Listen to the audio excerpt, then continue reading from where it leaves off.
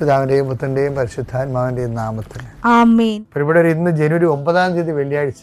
അമ്മേ പരിശുദ്ധ അമ്മേ, അമ്മേ പരിശുദ്ധ ദൈവമാതാവേ, കൃപാസനത്തിലൂടെ ഞങ്ങളുടെ ദേശത്തിനും അമ്മ മധ്യസ്ഥം തേടി തന്ന എല്ലാ അനുഗ്രഹങ്ങൾക്കും കൃപകൾക്കും ഞങ്ങളിപ്പോൾ ഹൃദയം നിറഞ്ഞ നന്ദി പറയുന്നു. അമ്മേ പരിശുദ്ധമ്മേ ദൈവമാതാവേ, 2004 ഡിസംബർ 7 ഉച്ചകഴിഞ്ഞ് 2:30 കൃപാസനത്തിൽ സംഭവിച്ച അമ്മയുടെ പ്രത്യക്ഷപ്പെടലിനെ കുറിച്ച് തിരുസഭയ്ക്ക് സമർപ്പിച്ചിരിക്കുന്ന പഠനരേഖകളുടെ മേൽ സഭാത്മകമായ പഠനം ആരംഭിക്കുവാൻ ഞങ്ങൾ പ്രാർത്ഥിക്കുന്നു. അമ്മേ പരിശുദ്ധമേ, ഭൂസ്വർലോകങ്ങളുടെ രാജ്ഞിയായ അങ്ങേയ്ക്ക് ഭൗമസംരക്ഷണത്തിനായി പ്രപഞ്ചപ്രകൃതിയെ തന്നെ തിരുസഭ പ്രതിഷ്ഠിക്കുവാൻ ഈ പ്രത്യക്ഷീകരണം വഴി ഇടയാക്കണമേ. പരിശുദ്ധമേ, ജപമാല മാതാവേ, സകല കൃപാസനം പ്രാർത്ഥനയോടും ചേർത്ത് ഞങ്ങളിപ്പോൾ പ്രാർത്ഥിക്കുന്ന ഈ കുടുംബത്തിന്റെ പ്രത്യേക നിയോഗം പറ മക്കളെ.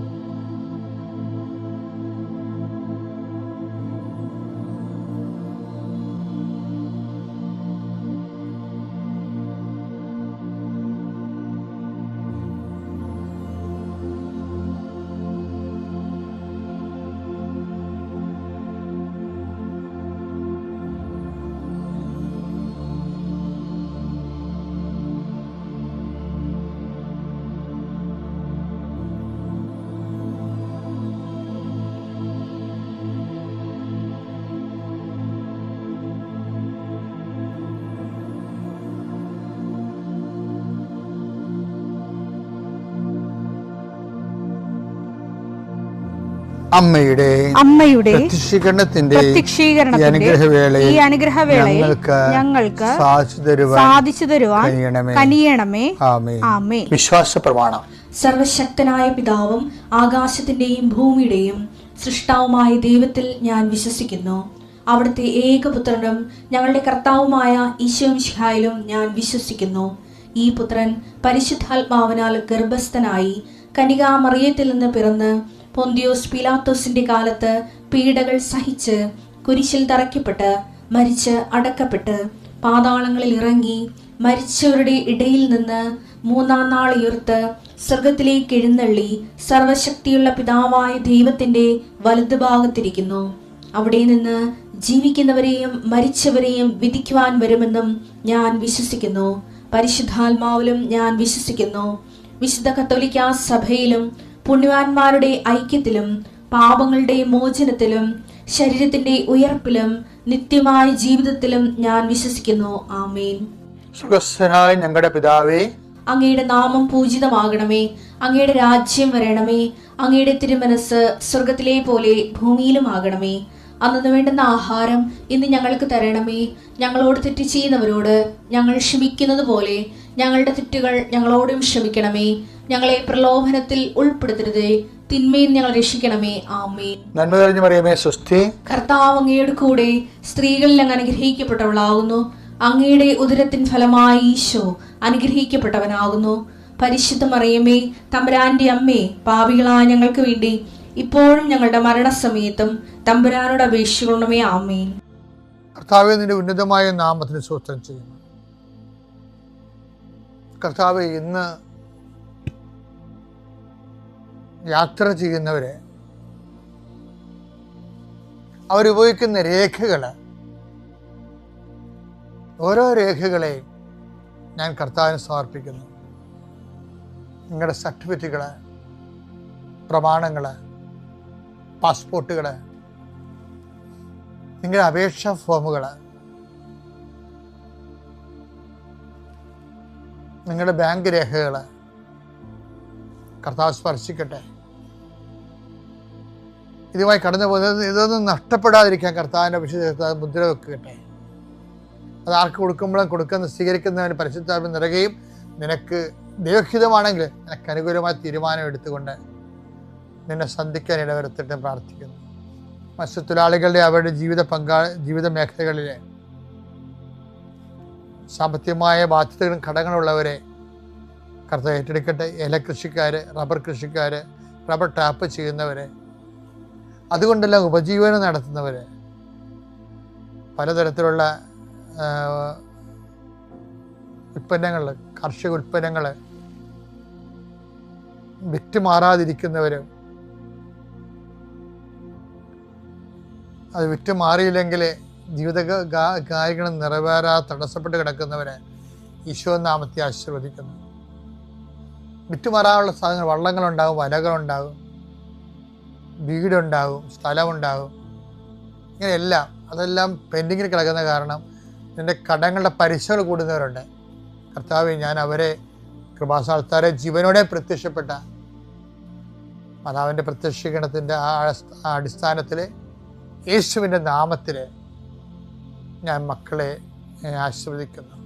തടസ്സമുള്ള മക്കളെ കർത്താവിൻ്റെ നാമത്തിൽ ഞാൻ സാക്ഷ്യം പറയാനുള്ള അനുഭവം കിട്ടാൻ വേണ്ടി ഈശോ നാമത്തിൽ ആശീർവദിക്കുന്നു. പിതാപുത്രനും പരിശുദ്ധാത്മാസുരസ്വരം നീക്കുക. എൻ്റെ പ്രിയപ്പെട്ടവരെ, കേരള സഭാ ചരിത്രത്തിലെ രസകരമായ ചില അധ്യായങ്ങളുണ്ട്.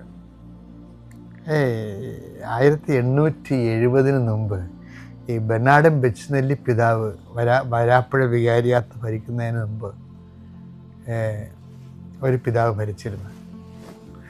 അതായത് 1830-31 കാലഘട്ടത്തിലെ ഒരു പിതാവ് ഭരിച്ചിരുന്നു. അതായത് അദ്ദേഹം ആണ് ബിഷപ്പ് സ്റ്റബിലിനി. ഈ സ്റ്റബിലിനി എത്തുന്നതിന് മുമ്പ് ഈ 27, കാരണം ഈ കാലഘട്ടങ്ങളിലൊക്കെ വ്യത്യസ്തങ്ങളായ വലിയ വലിയ സംഭവങ്ങൾ നടക്കുന്ന കാലഘട്ടമാണ്. ഇപ്പോൾ കേരള സഭയിൽ സിമിത്തേരിയൊക്കെ പണിയണത് 1870 തൊട്ടാണ്. ആ കുറേ നല്ല ഭക്ത കൃത്യങ്ങളും പരസ്യ പ്രവർത്തികളുടെ പുതിയ അധ്യായങ്ങളുണ്ടായിരുന്നു. ഇനി ഞാൻ ആ ഭാഗങ്ങളൊക്കെ വായിച്ചുകൊണ്ട സമയത്തെ പെട്ടെന്ന് ഒരു പിതാവിൻ്റെ പേര് ഞാൻ മറന്നുപോയി. അതായത് ഒരു പിതാവ് എൻ്റെ കാലത്ത് നമ്മളെ കത്തോലിക്ക സഭയിൽ തന്നെ കുമ്പസാരിക്കണമെങ്കിൽ പൈസ കൊടുക്കണമായിരുന്നു.